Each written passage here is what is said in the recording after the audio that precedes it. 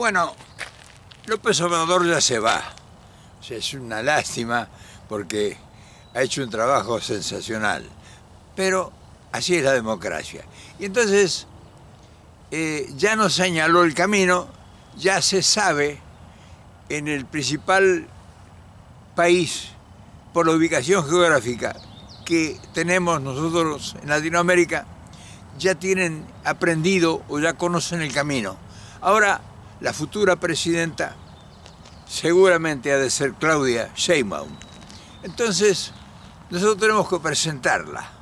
O sea, tenemos que presentarla porque es un importante personaje que va a regir los destinos de México y va a abrir las puertas al nuestro continente, dependiendo mucho de ello, de la capacidad nuestra de entenderlo, de conocerla. Ya Lula, ayer, dio señales claras. Quiero ir a México, le dijo López Obrador, antes que te vayas, porque quiero conocer a Claudia. Acá hay una gran señal ya que nosotros tenemos un camino transitado. Entonces, ¿qué es la tarea nuestra o cuál sería la tarea nuestra? Y entonces esa tarea es la que ahora tenemos que empezar a hacer. No crean que yo me he olvidado de todo lo que he hecho y que yo... No, pero como uno está en el proceso del continentalismo, pues todo lo que venga como positivo es una cosa muy importante de hacerla resaltar y sobre todo hacerla conocer a 100 y pico de mil seguidores que tenemos y que tendrá una expansión de otros 100 y tantos mil por lo menos.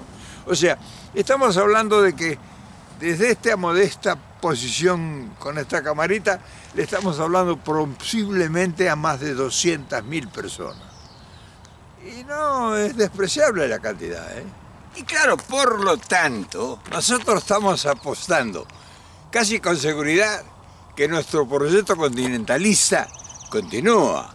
Y si continúa, es tarea nuestra la que tengamos que desarrollar, porque solamente con el conocimiento de los propósitos y de los beneficios que puede traernos este propósito mismo, que digo, vaya la redundancia, es como nosotros vamos a actuar en consecuencia.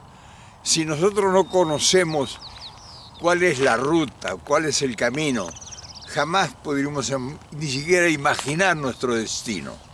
O sea, hay que apostar fuerte a las cosas que se van dando como realidad. ¿Y cuál es la realidad de nuestro momento? Y la realidad es que México es el principal interlocutor de todo un continente con la potencia más grande del mundo, económica, financiera, consumista, como mercado, tecnológica, potencialmente discutible de la base de fuerzas militares y, te guste o no te guste, los grandes socios del futuro de la humanidad son China y Estados Unidos. O sea, Estados Unidos y China. No va a haber mucha diferencia en eso. No sé Rusia cómo termine cuando termine esta guerra que ha tenido y que la ha detenido, que venía con mucho empuje.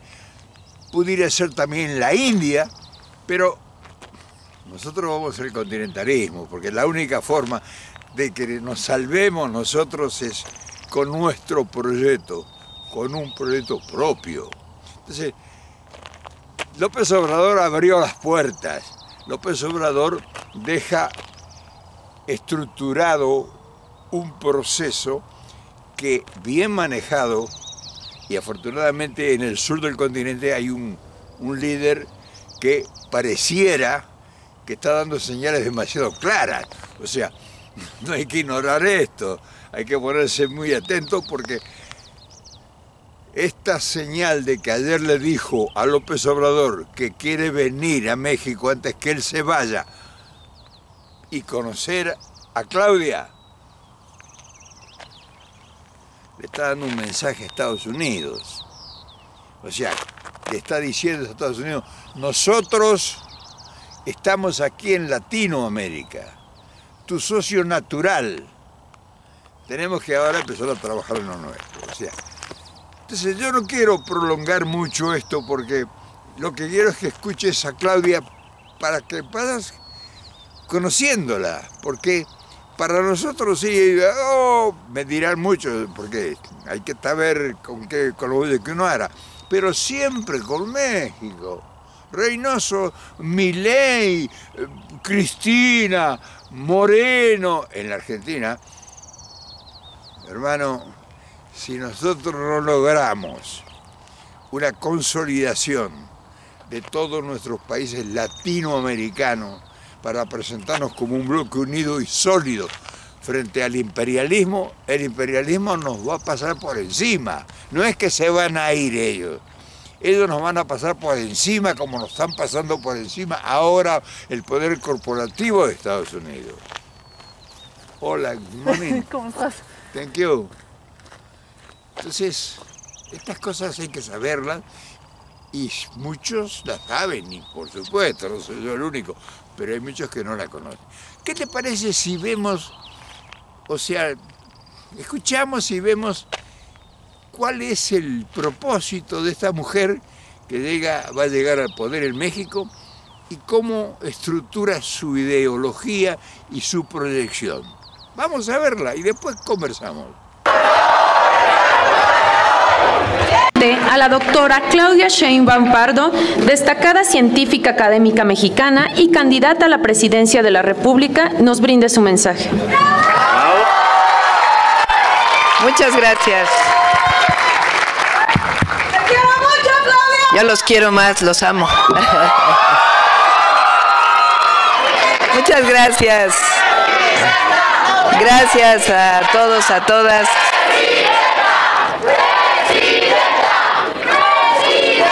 Quiero iniciar leyéndoles 2 estrofas de una canción de Violeta Parra que se llama Que vivan los estudiantes. Que vivan los estudiantes, jardín de las alegrías. Son aves que no se asustan de ánimas ni policía.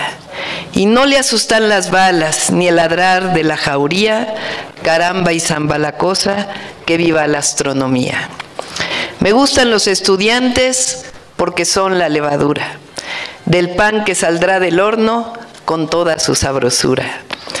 Para la boca del pobre que come con amargura, caramba y zamba la cosa, viva la literatura. La canción de Violeta Parra se la recomiendo si no la conocían desde hace tiempo, pero habla de lo que representan las y los estudiantes y lo que representaron durante un periodo de barbarie y autoritarismo, no solo en nuestro país, sino en los países de América Latina. Y hablo de estas 2 estrofas. Una porque la primera habla del autoritarismo y cómo los estudiantes enfrentaron, las y los estudiantes, ese autoritarismo. Y la otra porque habla de que los estudiantes nunca deben olvidar a los que se quedaron atrás, a la pobreza y a todos aquellos que quizá no tuvieron el derecho a estudiar, pero que saliendo los estudiantes de sus carreras, no solo piensen en ellos mismos y en el desarrollo individual, sino piensen en el país, piensen en su sociedad y piensen sobre todo en cómo disminuir esas profundas desigualdades que dejó un modelo de desarrollo en nuestro país sumamente cruel, que estuvo diseñado para pensar exclusivamente en los de arriba y que se olvidó por décadas de los de abajo. Quiero también decirles que en efecto mi madre fue profesora de la Vocacional 7 y de Ciencias Biológicas. Pero en 1968 ella apoyaba a los estudiantes universitarios. Ella era estudiante de maestría y además era profesora.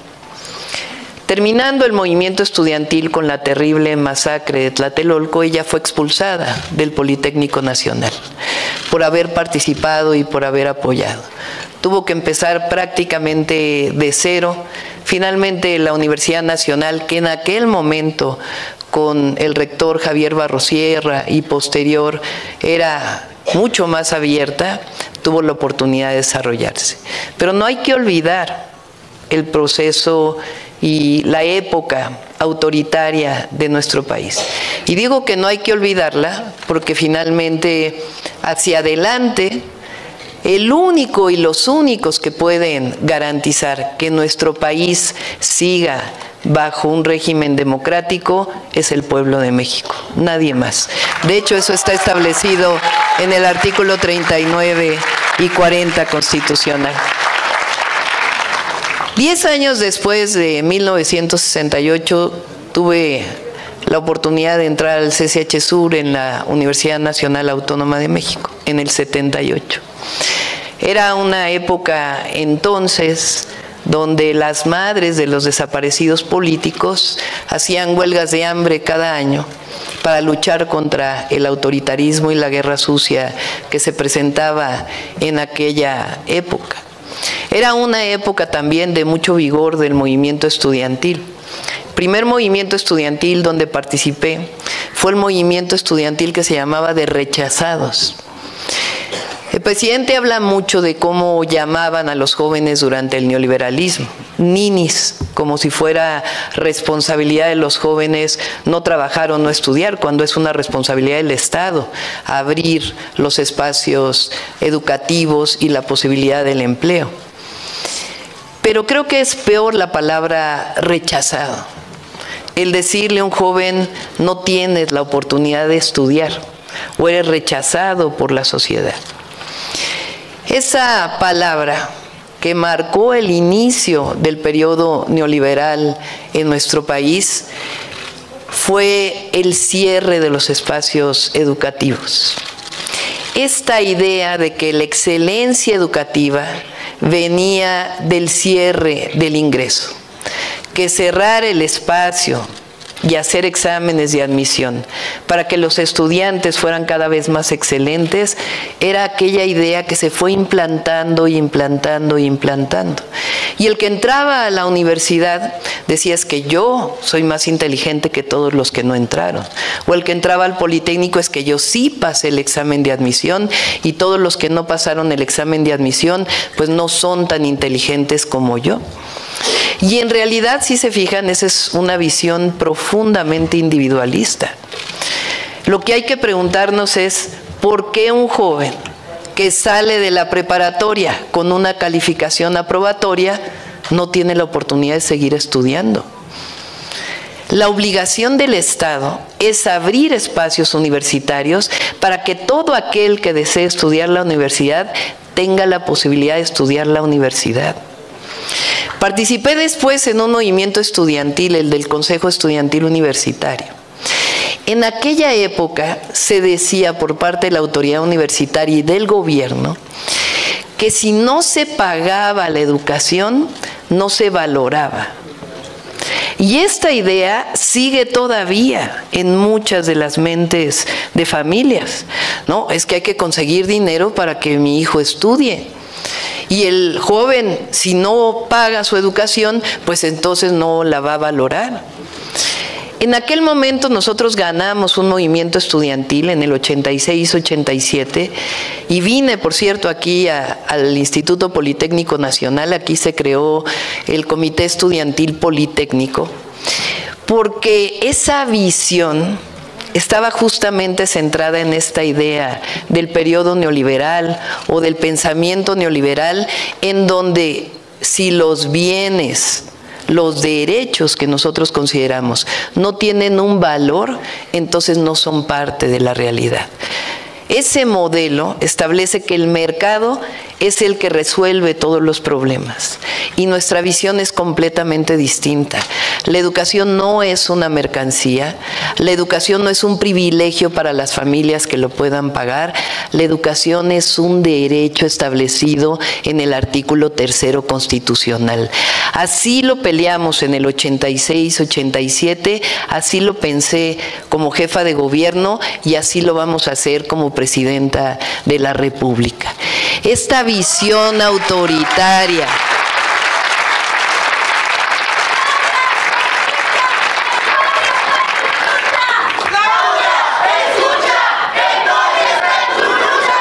Esta visión autoritaria en donde se piensa que el que es pobre es porque no ha trabajado, el que se piensa el que no tiene un espacio en la universidad es porque no le ha echado ganas, el que se piensa, claro que el esfuerzo individual importa, pero el problema es la diferencia entre un modelo que piensa que todo debe tener un valor económico y nuestro proyecto que piensa que existen derechos del pueblo de México. Y esos derechos tienen que ver con el acceso a la educación, tienen que ver con el acceso a la salud, tienen que ver con la posibilidad y el acceso a la vivienda de las y los jóvenes. Si se fijan, son los principales derechos. El derecho al empleo, el derecho a un salario justo, a un salario digno, el derecho a que los maestros y maestras tengan salarios justos, el derecho a una pensión digna. Esa es la gran diferencia entre el viejo modelo y lo que hoy representa la cuarta transformación de la vida pública. Estamos viviendo, ya se fue, fíjense.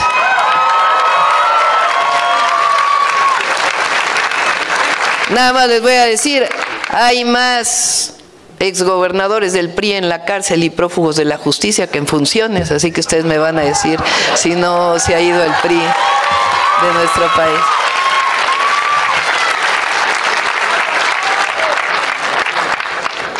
¿Por qué menciono esto? Porque como jóvenes, y me incluyo en la juventud, porque aunque tengo 61 años, la juventud está en el corazón.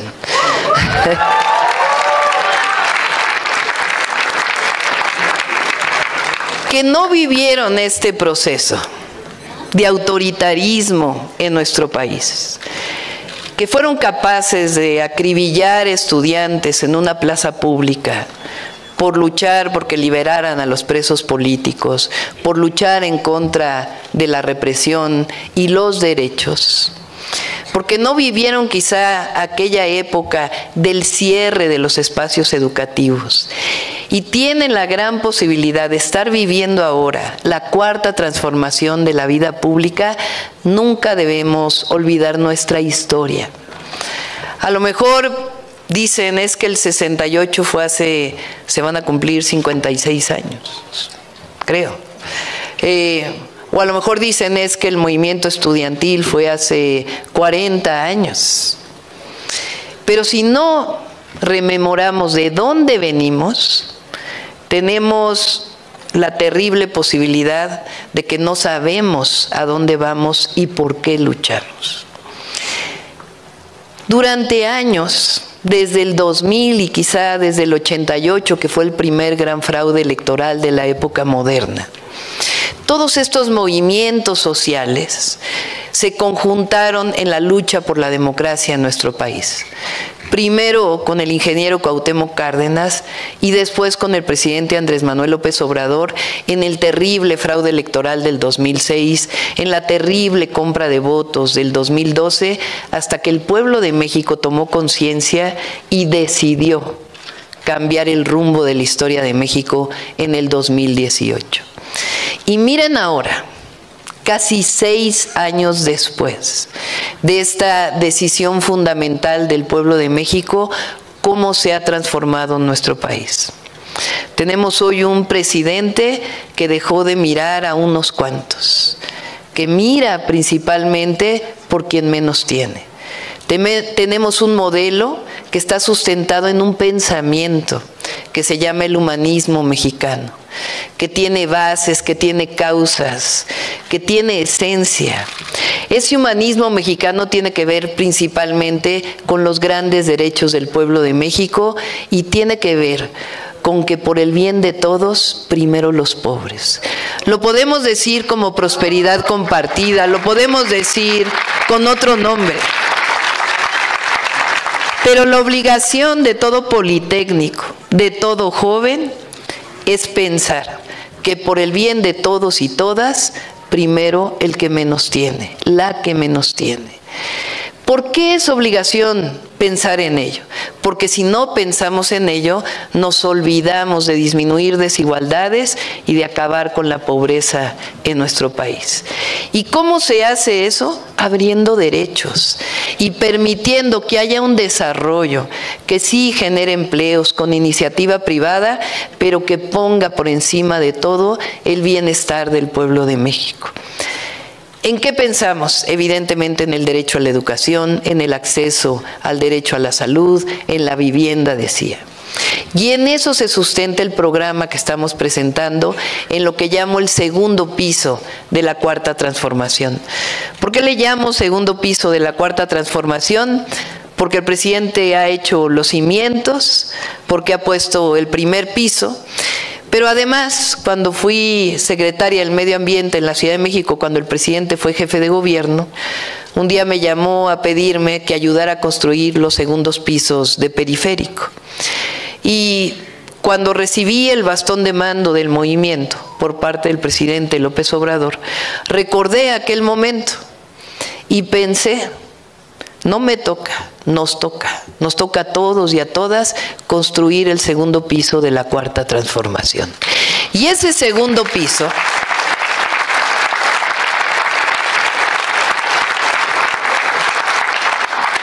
tiene que estar sustentado principalmente en la educación como derecho. ¿Y por qué lo digo? Porque el derecho a la educación abre otros derechos. Si no hay médicos, médicas, si no hay enfermeros, enfermeras, ¿cómo se va a cumplir el derecho a la salud? Si no hay ingenieros, ingenieras, ¿cómo se va a cumplir el derecho a la vivienda? Si no hay arquitectos, arquitectas, si no hay tecnólogos, si no hay quien diseñe un satélite, que por cierto vamos a enviar al espacio un satélite cuando llegue, porque el 2027 es el último tiempo para poderlo enviar, y le voy a pedir apoyo al Instituto Politécnico Nacional para que lo hagamos así.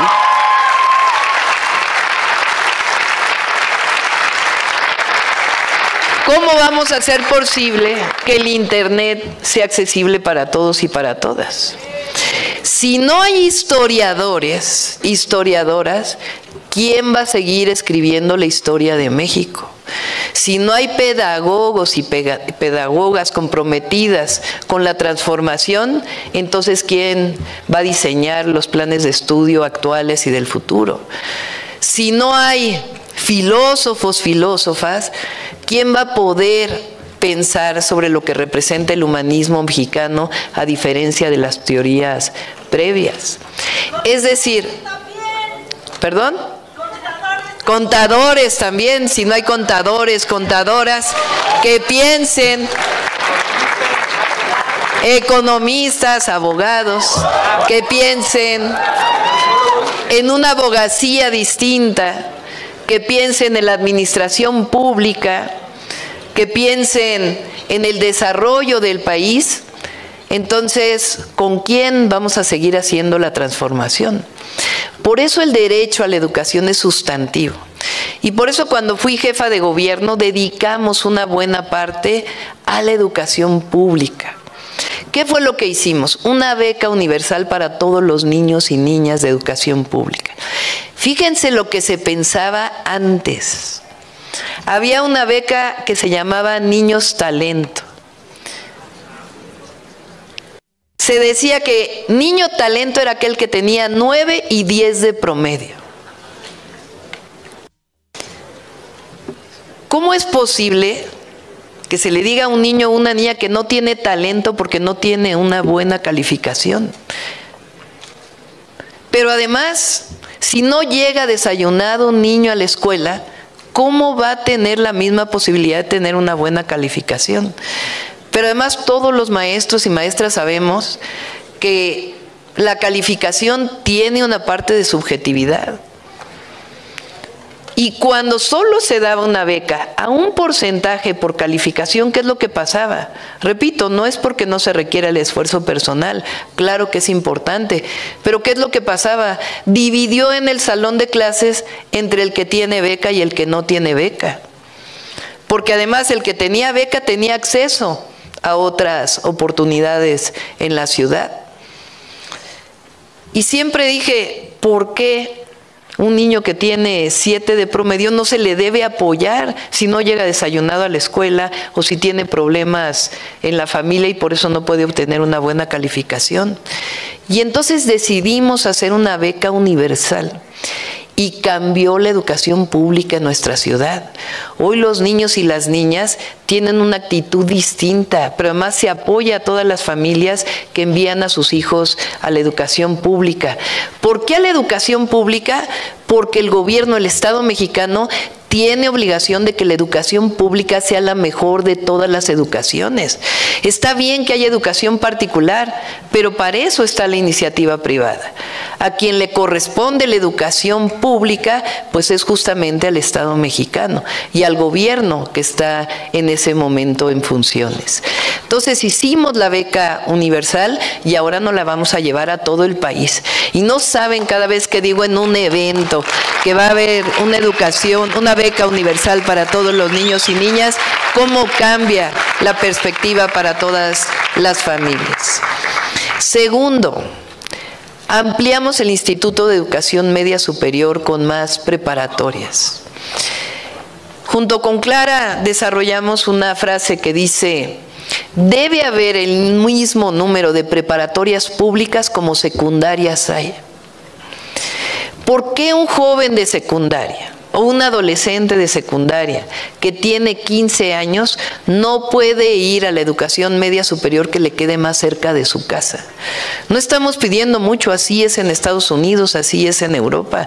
¿Por qué tiene que hacer un examen de admisión y decir de acuerdo con tu calificación entras a uno o a otro? Por eso vamos a echar atrás el examen del Comipems, porque todos los estudiantes deben entrar a la preparatoria que le quede más cerca de su casa. Porque queremos a los jóvenes en la escuela, no queremos a los jóvenes en la calle. Fíjense, con la beca que da el presidente de la República en la preparatoria, ha disminuido la deserción escolar. Pero en el país, piensen en esto, 1.5 millones de adolescentes entre 15 y 18 años no van a la escuela. ¿Qué hacen esos jóvenes que todavía no tienen la posibilidad de trabajar? Y eso que ha aumentado, antes eran más. Sea porque dejaron la escuela o porque no tuvieron la posibilidad de entrar.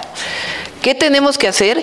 Que ningún joven se quede en la calle. Queremos a los jóvenes en la calle o en la escuela, los queremos en la escuela, los queremos en el aula.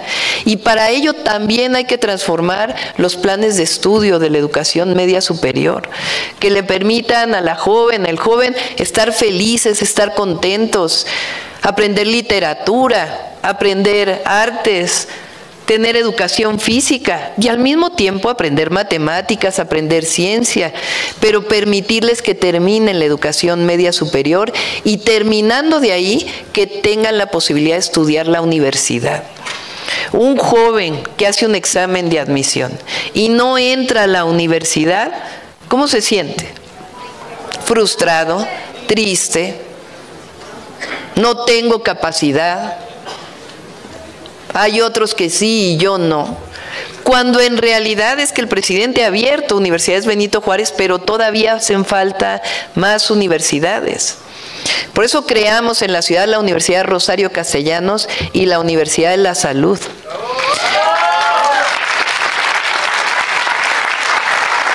Hoy 50,000 jóvenes que antes no tenían derecho a la educación, tienen el derecho a la educación. Y fíjense, el primero y segundo año de la Rosario Castellanos, que tiene 22 carreras, maestrías, doctorados, la Universidad de la Salud, donde ya ha habido egresados, al principio era como la quinta opción. Si no entraban a la UNAM, si no entraban al Poli, si no entraban a la UAM, si no entraban a otra universidad, entonces se iban a la Rosario Castellanos. Hoy la Rosario Castellanos es primera opción del 70% de los estudiantes que entran, porque también es un modelo educativo distinto. ¿Qué tenemos que hacer como presidenta de la República? Pues hacer más preparatorias. consolidar la educación media superior, vincularla con la secundaria, no hacerla separada, y al mismo tiempo trabajar con el Politécnico, con la UNAM, con la UAM, con las universidades de los estados, para que haya más matrícula educativa. Y para ello nos vamos a llevar también la Universidad Rosario Castellanos y la de la Salud a ser universidades nacionales, para que en el rincón más apartado de la República, un joven que quiera acceder a la universidad tenga derecho y tenga un espacio en la universidad pública. Con un adicional, nos vamos a poner aquí de acuerdo con Arturo, con el director del Poli, porque todas las universidades e institutos de educación superior deben ser gratuitos, no debe haber colegiaturas. ¿Y saben por qué? Porque la educación es un derecho. Cuando hay colegiatura, ¿qué es lo que pasa? Pues que solamente la puede pagar algunas familias y hay otras familias que no la pueden pagar. Por eso la educación como derecho va a ser esencia del próximo gobierno. Vamos a crear más preparatorias, más universidades, y vamos a hacer la universidad y los institutos técnicos totalmente gratuitos, públicos, para que todo joven que quiera estudiar la universidad tenga esa posibilidad. Vamos. Plazas para maestros también, porque si se crean más universidades, pues obviamente va a haber más plazas para maestros. Así es.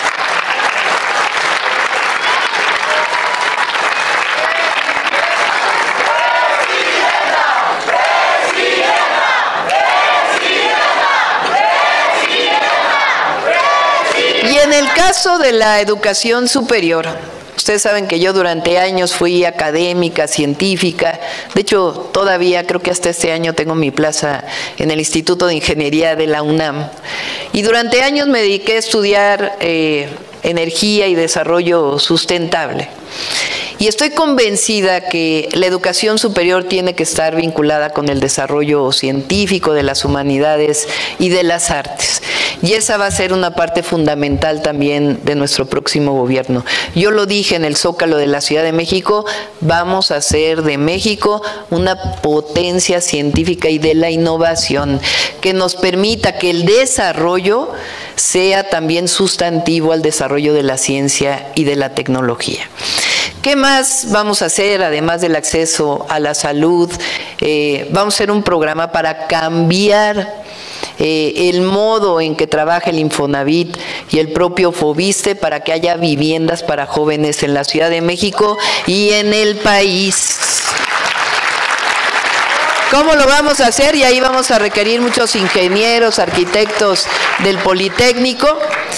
El Infonavit va a construir por sí mismo las viviendas, no necesariamente va a ser contrataciones, y eso nos va a permitir potenciar la vivienda de una manera que no se ha hecho en la historia de México, además vivienda cerca de los centros de trabajo. Quiero terminar, porque ya ha sido muy largo este evento, con dos cuestiones. La primera, el desarrollo tecnológico del país tiene que ser sustantivo también al desarrollo del país. No solo se trata de que haya inversión privada, que es fundamental. Se trata de que haya tecnología nacional y que haya innovación nacional vinculada también al sector productivo. Entonces, no solo es traer inversión extranjera que maquile y después exporte o tenga algún vínculo en cadenas productivas con la iniciativa privada nacional, con empresarios nacionales, sino que se trata de incorporar la innovación y la tecnología en el desarrollo productivo de nuestro país. Y para eso la educación superior y la ciencia tienen que estar vinculados con ello. Estamos trabajando, se los voy a poner en este video, en un modelo de polos de desarrollo de bienestar para nuestro país. Ustedes saben que el Tren Maya, el Tren Interoceánico, no solamente son proyectos estratégicos en sí mismos, sino que tienen asociados 12 polos del bienestar y el desarrollo de los puertos de Salina Cruz y de Coatzacoalcos. Además de esos 12 polos, nosotros estamos planteando 12 polos del bienestar, 10 polos del bienestar al menos en distintos lugares de la República, a través de un ordenamiento territorial, en donde hay agua, en donde hay potencialidad de recursos naturales, qué tipo de industrias deben desarrollarse de acuerdo con el ordenamiento territorial, y asociado a ello estamos planeando 100 parques industriales en el país para potenciar el desarrollo industrial en México, lo cual va a dar una cantidad de empleos muy importante. Pero esos polos de desarrollo y esos parques industriales se llaman polos de bienestar porque lo que queremos es que no solamente se cree empleo, porque así fue el periodo neoliberal en nuestro país. El objetivo era creación de empleo independientemente del salario. Al contrario, el salario se pauperizó, el salario mínimo cada vez alcanzaba para menos. La inversión tiene que ir acompañada de bienestar. ¿Eso qué quiere decir? Tiene que ir acompañada de buenos salarios, tiene que ir acompañada de escuelas cerca de los polos de desarrollo, tiene que ir acompañada de centros médicos, de atención médica, de salud, de hospitales, de vivienda, de infraestructura. Por eso son el desarrollo de los trenes de pasajeros y de trenes de carga, por eso es la cantidad de carreteras que vamos a desarrollar y por eso los puertos que vamos a desarrollar. Y les quiero dejar aquí este video, que es un video previo, nunca antes lo había presentado, son los receptores de este video. Tiene todavía algunas problemáticas que tenemos que avanzar, pero esta es una visión del México que vamos a construir. Hemos avanzado mucho con el presidente Andrés Manuel López Obrador. Es un hombre extraordinario y además siempre lo vamos a decir, es un honor estar con Andrés Manuel López Obrador, cosa que por cierto nadie más puede decir del otro lado, porque nadie puede decir que es un honor estar con Fox o estar con Calderón o estar con Alito o estar con cualquiera de ellos. Nosotros sí orgullosamente decimos, es un honor estar con Andrés Manuel López Obrador, pero además, a este piso de la transformación, de pensar en el que menos tiene, de gobernar con el pueblo y para el pueblo, le vamos a construir este segundo piso que tiene que ver con ampliar los derechos del pueblo de México y diseñar nuestro país a partir de las vocaciones territoriales, de las vocaciones de recursos naturales, y va a poner a México en un potencial todavía mayor en términos de empleo, de bienestar y de desarrollo sustentable para el país. Bueno, en las manos de esta mujer va a dejar López Obrador a México. O sea, nuestro socio natural, nos guste o no nos guste. Ahora bien, a partir de eso, de ese momento, ¿cómo pensarán nuestros gobernantes, nuestros mileyes y cuál será la realidad? O sea, estamos tejiendo un futuro hasta ahora muy incierto, entonces vamos a seguir por el mismo camino, pensando en resolver los problemas con proyectos anacrónicos para este tiempo del siglo pasado, o vamos a avanzar sobre el problema futuro. Nosotros imaginamos que el propósito está muy bien encaminado, es decir, no estamos improvisando ni nos dirigimos al destino o al horizonte a los tanteos. Estamos viendo que las bases son sólidas, o sea, tienen que ser sólidas nuestras ideas, nuestros principios y nuestros fundamentos. Pero la oportunidad es única, o sea que hay que estar muy atento. Y para estar atento no hay que buscar ningún misterio, transitar sobre la realidad, acentuar los conceptos, profundizar el trabajo y seguir hacia adelante. Yo por lo menos estoy embarcado en esto de hace 70 años en el continentalismo y no me he desviado del camino y veo que los resultados van siendo positivos a pesar de que no son los que yo hubiese deseado, pero esa ha sido mi tarea y ahora no es solamente mía, es de todos ustedes. Así que Mañana, si te parece, seguimos hablando del tema, que este tema hay que acentuarlo. Te mando un gran abrazo, te agradezco y ya veo que me sigues acompañando y eso tiene una facultad extraordinaria de valor. Nos vemos mañana.